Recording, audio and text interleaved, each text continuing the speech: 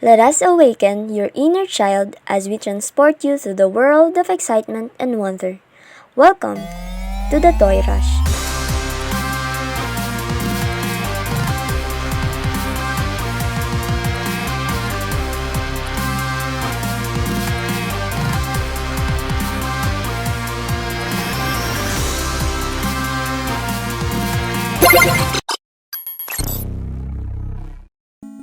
We will discuss the main parts of our game, the gameplay mechanics, game features, and environment assets.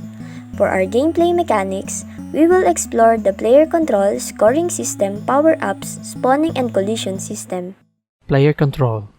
Toy Rush takes advantage of the built-in user input system, which uses either the arrow keys or WASD keys to incorporate the player's movement based on the user's intended input. If the player presses the left arrow, the player will move into the left direction, and if the player presses forward arrow, the player will move in a forward direction. Point release. A key element within the game is the ability to grab the point objects and take them to their intended location. The user collides with the point object and can then press the spacebar key to release the point object at hand. Limitations. The player can indeed move freely inside the game. However, to ensure that the game balance is attended, there are limitations set intentionally in the game. One of these limitations is the inability to bypass the vehicles by moving outside the intended playing area. Another limitation the developers put in place is the amount of objects that the player can hold at a time. Remember the point release mechanic that was mentioned earlier? The mechanism is also set in place to ensure that the player can only hold one point at a time.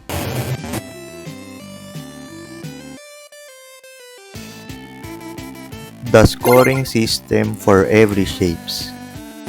Each shape has different values when they are successfully delivered to their assigned goal. The pyramidical shape has a value of 4 points when thrown to the green goal.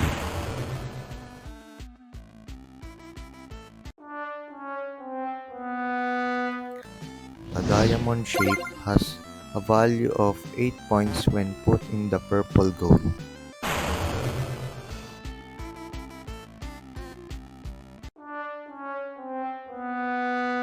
The cube shape has a value of 6 points when thrown to the yellow goal.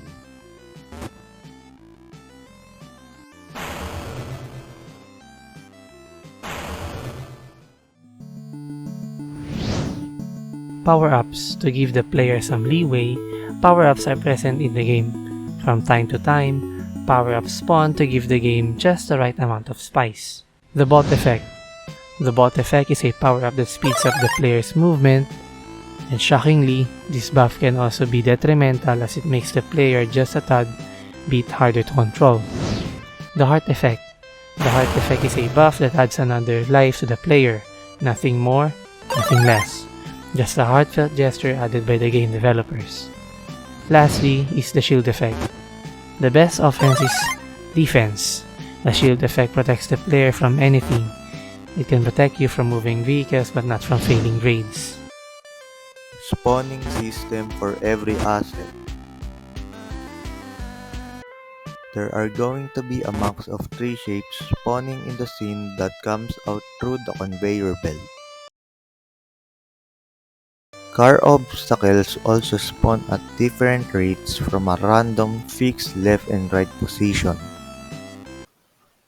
At the start of each game, the player will spawn near the shape goals and has to cross the road 2 times to be able to score. The collision system. The player automatically picks up the shape he collides with. You can only carry one shape at a time.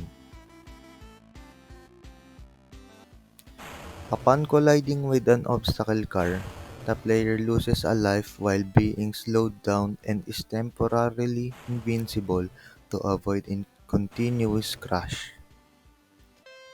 Note that when the player collides against a car while holding a shape, the shape gets forcefully thrown away.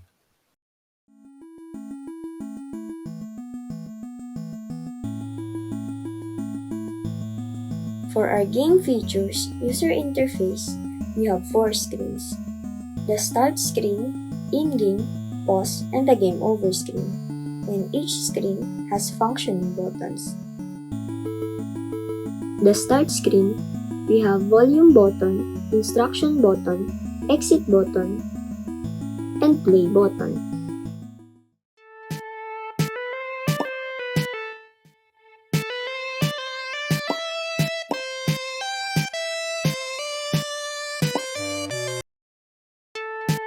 In-game screen that has volume button and pause button.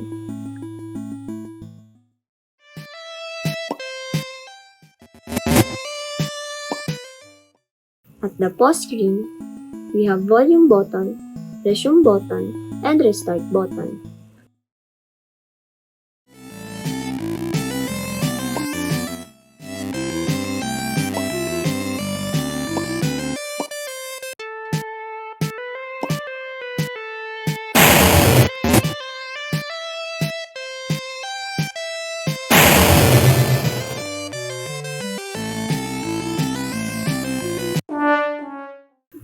At the game over screen, it prompts score, high score, and it also has volume button, restart button, and exit button.